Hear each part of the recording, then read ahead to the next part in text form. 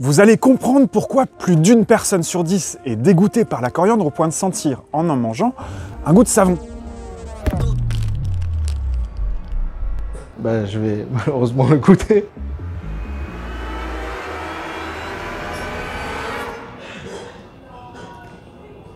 Alors, c'est direct, il est dans le palais. C'est une sensation horrible. Mon métier, c'est créer les parfums pour tous les supports, gel douche, shampoing, lessive, eau de toilette. La raison de cette association de savon et de coriandre, c'est qu'on retrouve la même molécule, l'aldéhyde C12 laurique, dans la feuille de coriandre. Coriandre, feuille, huile essentielle. Et dans les savons, gel douche, shampoing. Et ça, c'est même s'il n'y a pas la moindre trace de coriandre dans le gel douche ou dans le shampoing? Je vais vous le démontrer. Huile essentielle.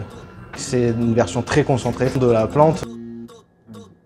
Et à partir de là, nous allons le mettre à sa place pour le passer en chromatographie.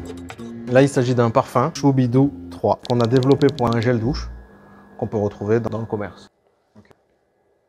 J'ai cette note désagréable, mais qui est bien enrobée. On va l'analyser et nous allons voir si nous retrouvons les mêmes molécules que dans la coriandre.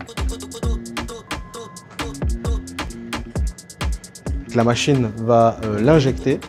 Et à partir de là, sur l'ordinateur, voilà le chromatogramme. On retrouve l'huile essentielle de coriandre feuille.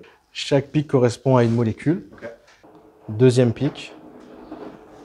Et là, nous avons le troisième pic. Et en dessous, on a la formule du gel douche. Donc, il y a bien la même molécule, l'aldéhyde C12 laurique. Avant d'expliquer pourquoi seulement certaines personnes comme Jérémy détestent la coriandre, ou plutôt l'aldéhyde C12 laurique qu'elle contient en très grande quantité, des scientifiques ont analysé les ADN de plus de 15 000 participants et ils ont d'abord découvert que toutes origines ethniques confondues, 12,4% d'entre eux, ressentaient effectivement un goût de savon en mangeant de la coriandre. Comme en gros ça fait une personne sur 10, on va voir concrètement dans la rue si cette statistique se vérifie.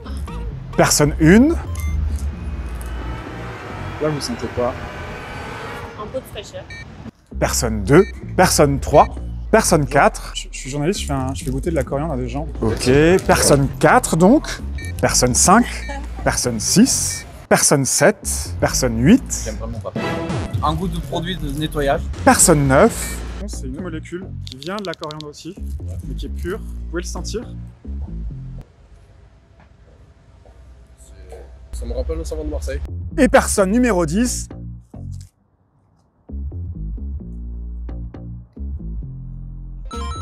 Ça va. Maintenant, pour savoir pourquoi on réagit si différemment face à cette herbe, accrochez-vous, on va faire de la génétique. Les scientifiques ont regardé nos chromosomes et plus particulièrement le numéro 11 sur lequel se trouve ici le gène des récepteurs olfactifs numéro 6A2 qui peut prendre deux formes, aussi appelées allèles, héritées de chacun de nos deux parents. Si on a deux fois l'allèle A, on aura peu de chances de trouver que la coriandre a un goût de savon. Perso, c'est mon cas. Mais si, par exemple, votre père vous a transmis l'allèle A et votre mère l'allèle G, on augmente la probabilité d'associer le goût de la coriandre à celle d'un gel douche Ushuaïa. Et enfin, dans le cas de deux allèles G, alors là, désolé, la génétique joue vraiment contre vous. Dites-nous dans les commentaires à laquelle de ces trois catégories vous pensez appartenir et si jamais vous détestez la coriandre, consolez-vous car il existe sur la planète plein d'autres aliments délicieux comme les andouillettes, le durian ou encore les choux de Bruxelles de la cantine.